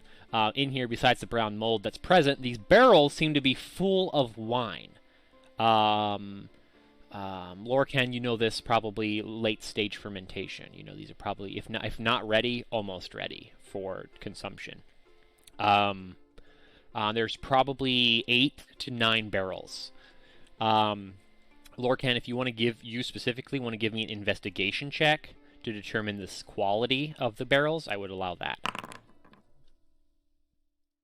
Upon investigation, 3 of the barrels are in fact poisoned, which you identify right away without any potential threat to the party. The rest of the 6 barrels are clean. In fact, they smell nice and sweet, almost like they're ripe and ready. In fact, with your experience, these specific barrels, in fact, they're so sweet, it's almost, if you will, cotton candy. They are quite rare. You've probably never smelled a wine as sweet. Brother Uriel and newfound friend Duragar, my name is Lorcan Cumberbatch. Pleasure to meet your acquaintance. Zapfizzle screams from the back of the room, being a kobold. We don't talk to you, pretty-eyed, you don't. ugly doorman. I don't know how Dex would play this out. Obviously, kobolds hate gnomes. I'm going to leave it at that for now. We'll continue that dialogue. Or something. Yeah, right. We'll continue that dialogue when Dex comes back, just for his sake. But Understood. just be known, you're very hostile to him right now. That's happy if that wasn't immediately obvious. Brother Uriel, Brother Duragar, cute-eyed, ugly dog man. Hi, my name is Lorcan. I don't know if we've met your acquaintance. First off, I would like to tell you that smell that you're currently smelling is actually a brown mold.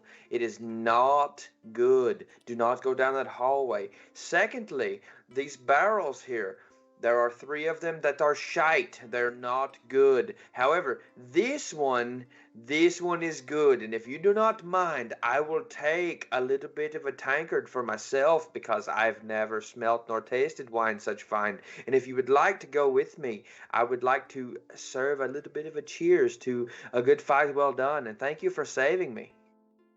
Wimward, Well, what are you Lorcan, doing? I'd like to join you Sorry. in all of that, but the vineyard above us, you may be able to smell, is burning currently. A burning vineyard, there's no sin greater. Let's go fix it right now. And I would like cast Crater Destroy Water at first Okay. level to fix that. Because I have Fuck that. yeah. Fuck I was yeah. doing the whole I ain't time, preparing dude. that spell I to have him. that- No one else had that prepared. No one else had that prepared. You had that prepared. Stream. I was So- like, I have that. Just let me pop in. Come on. So, for the sake of logistics, you guys probably head back upstairs, unless you guys are going to do any more investigating down here. You create water, you fill the barrels with water, you dilute the wine that was, well, Lorcan, you know that these are fermentation barrels in this main room that caught fire, which is the prime time for something like this to catch fire. You've now diluted the wine, but you know with your experience, you're able to recover any of the wine that you'd like with enough time, and with enough more yeast, if you will, or sugar. I actually don't know how the fermentation process works with wine. You do. So you're able to dispel the flames. The fire's smoke slowly starts to die out. Wimward, the blights are finally weathering and dying. And so you're able to regroup with your party, which I assume you do, Wimward. Correct me if I'm wrong. But you do spot the new person seemingly tugging along with the rest of the group. Which then leads me back to after you guys clear up the fire, you're here. Mm-hmm. So, are we still technically in the cellar, or are we upstairs and Well, old in order boy for him is to casting water? Exactly. In order for him to stop the fire, he'd have to come upstairs and create water. Okay. So I would that's have what he did. I would have expended a spell slot just to cast Sending to let Windward know what was happening. Fantastic. And to, shortly tell him, hey, we've found a new ally, prisoner druid, gnome, and we're currently taking care of the fires. And well, he is currently taking care of the fires in here. And I'll ask him how things are outside. Can he respond to a message, or does he have to actually go and talk to you? Oh, okay.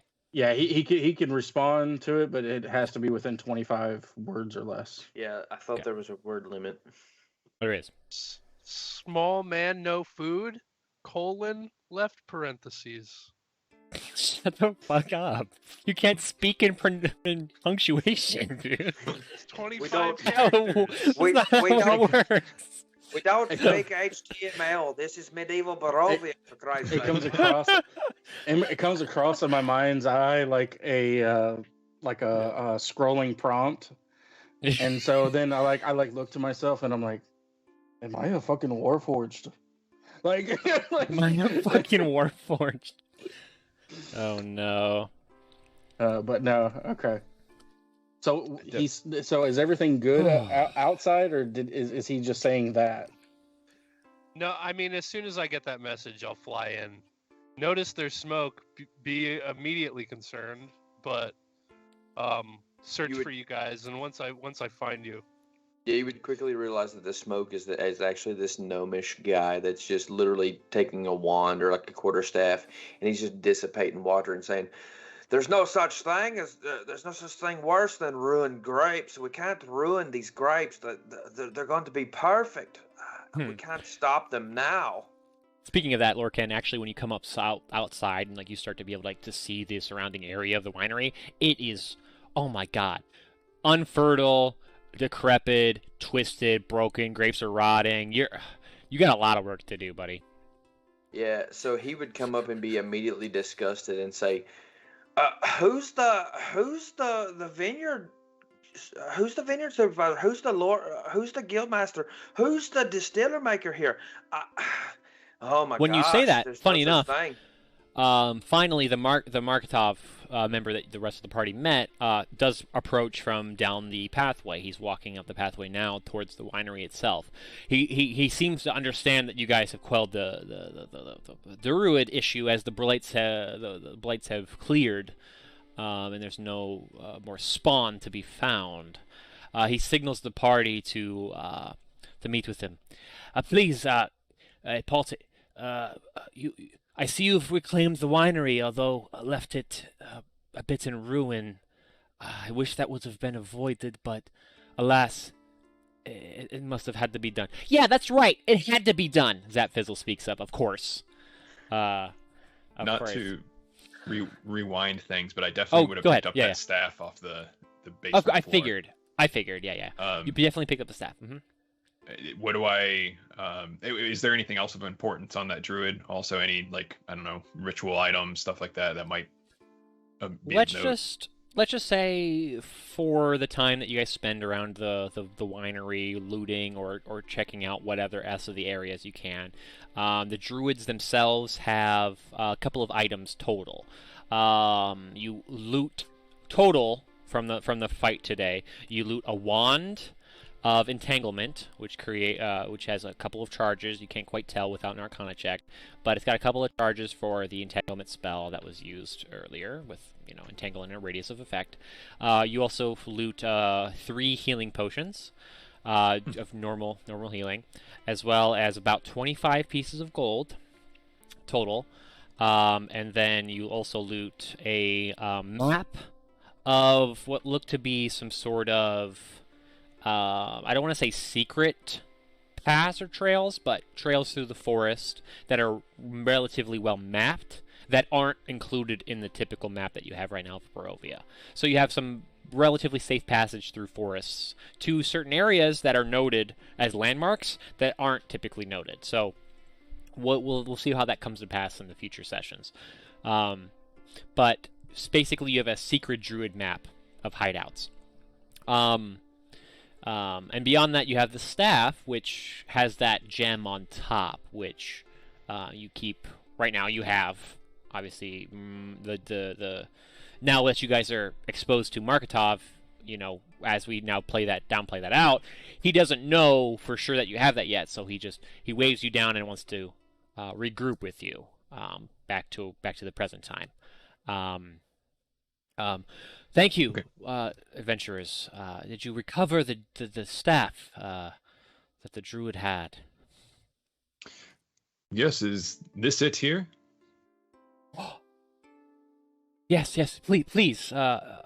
Let me handle the staff. It has one of the gems on top. I'll be able to recuperate a little bit of the winery with that.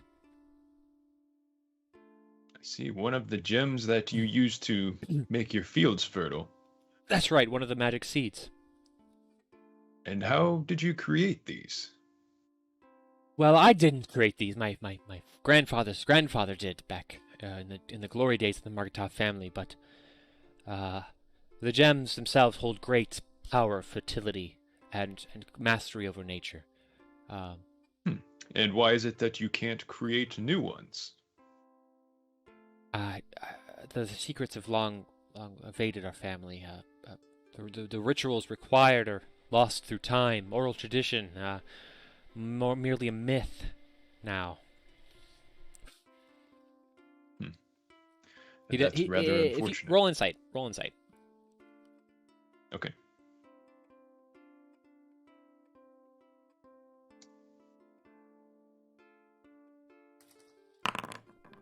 Wow. He's not hiding anything. He's telling you the full truth, nothing but the full truth, so help him God.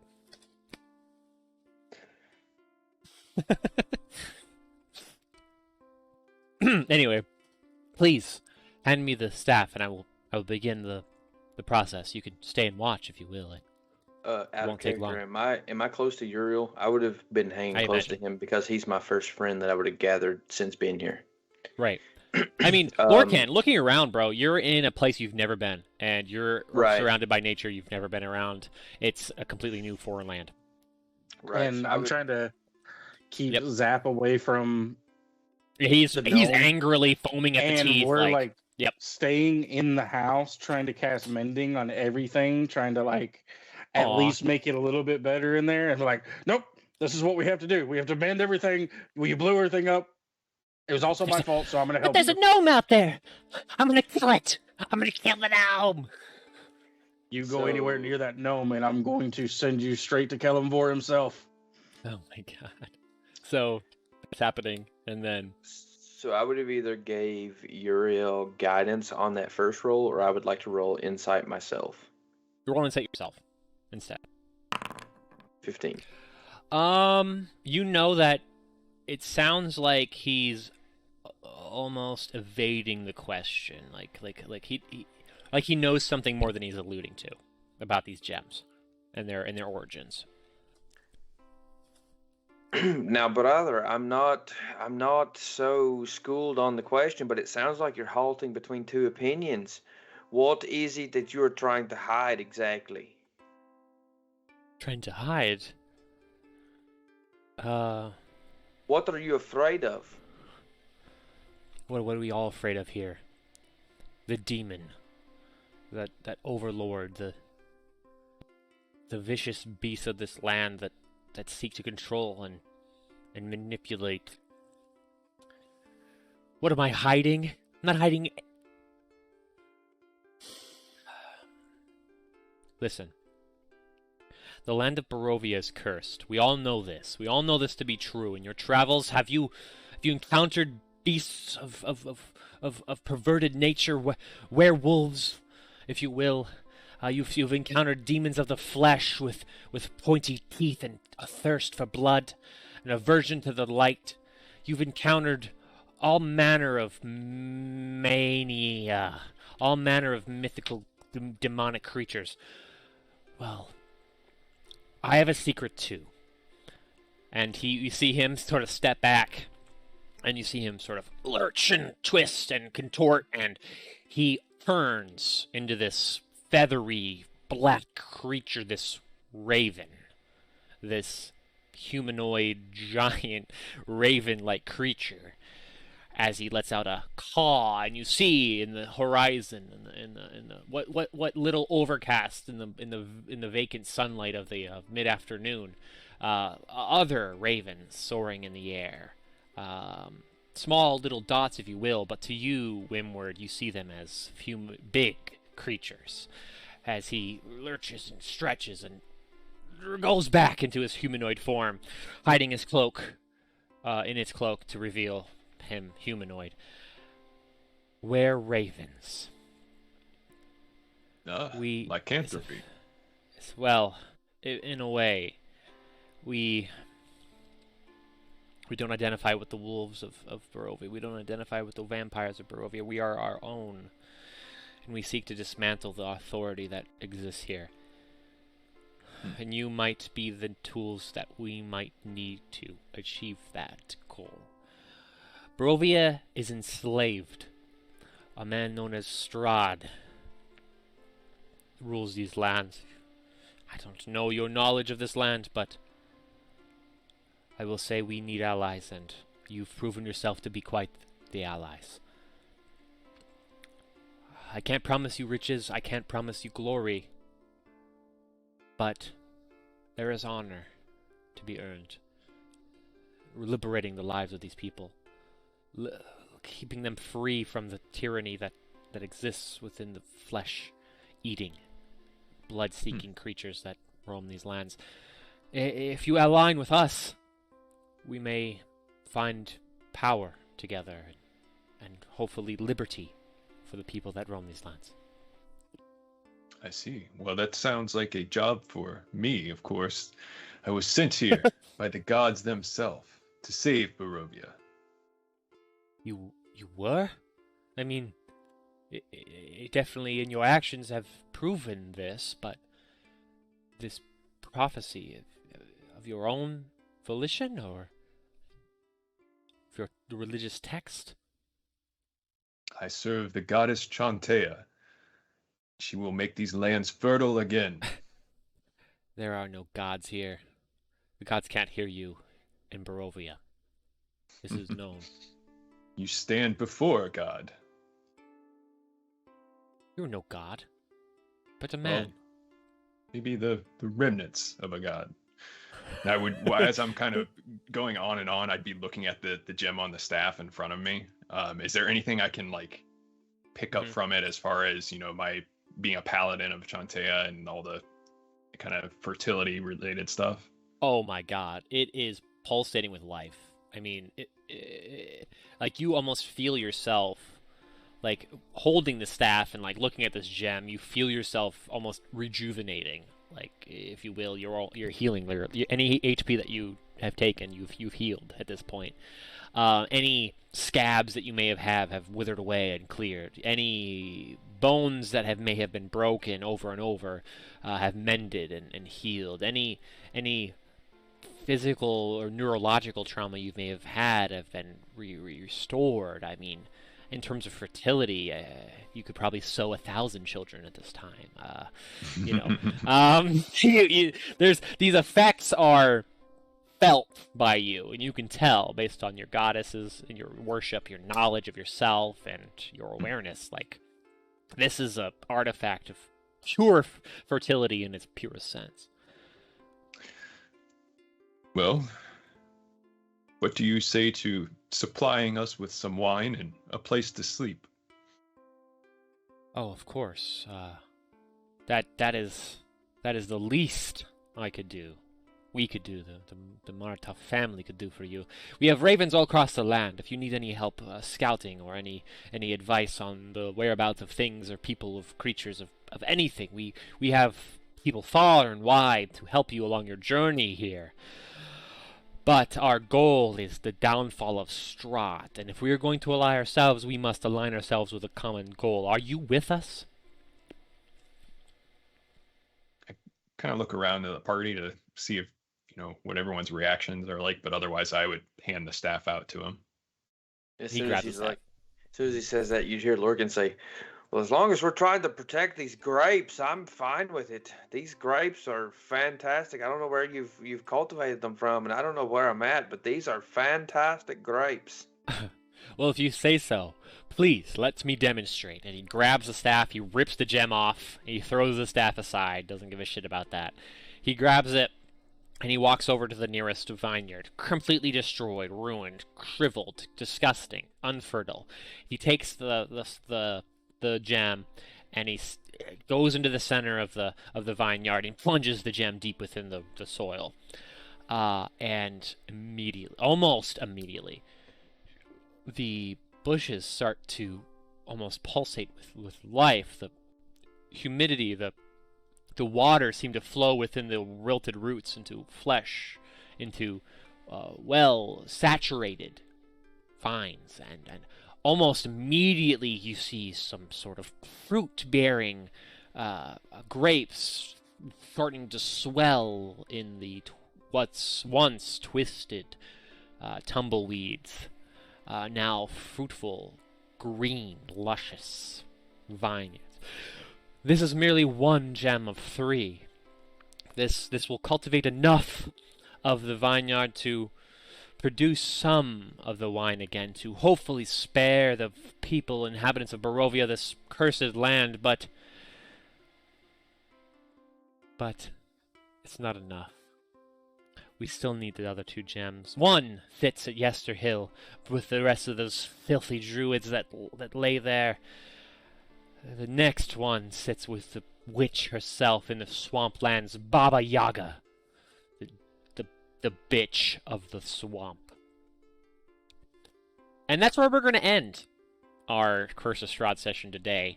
I want to start with some closing thought, or end rather, with some closing thoughts from our party. We're going to start with Mr. Severian playing Uriel the Radiant. What were your thoughts of today? Where are you heading next? And how does Uriel stand? How does he feel? Fun session today. Some good amount of combat and role play narrative sort of stuff, and was not expecting a new character to show up at all. So glad to have Preacher here with us. Uriel is feeling that he's definitely on the right path. He was sent here to destroy the evil that is Strahd and save Barovia. So yeah, he was sent here. Yep. I do like your confidence in that. It's really funny. It comes across well, I think. Yeah, I hope so. But anyway, yes, thank you for playing today. It was a lot of fun. I'm glad we were able to recuperate after 2 months. Next, we have Mr. Wimward Dimroost, played by Turg Ferguson. Where does Wimward stand in this mess?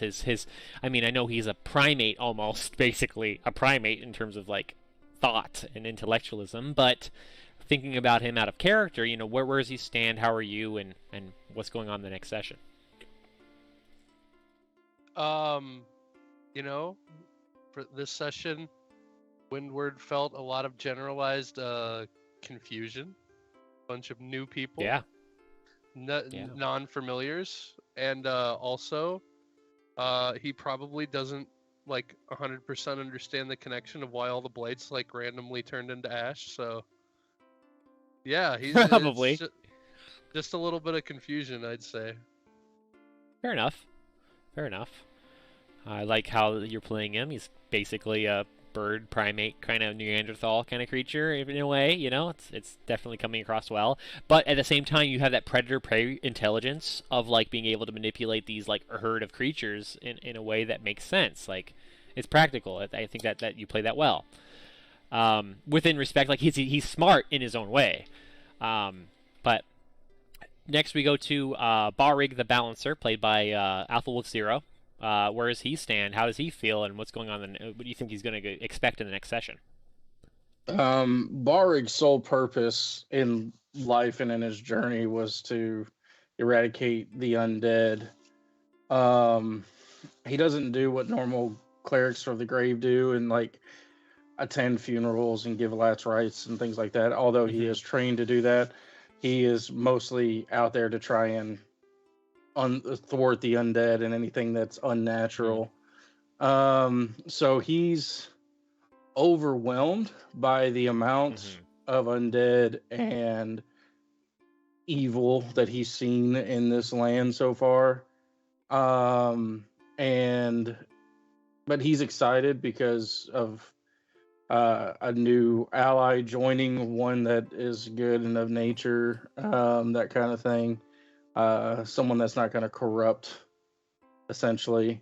But overall, he's ready to keep powering on after a little catnap, of course, because he used a lot of spell slots. But you need to take your rest. I mean, that's important for any healthy Duergar or anyone really. No, great. It's been a pleasure having you. And finally, the newest addition to the party, Mr. Cumberbatch, the Gnome Druid Barbarian from Faerun. Well, I guess, how are you feeling with your introduction to Barovia? And how do you feel going into the next session? So, Lorcan he spent his whole life being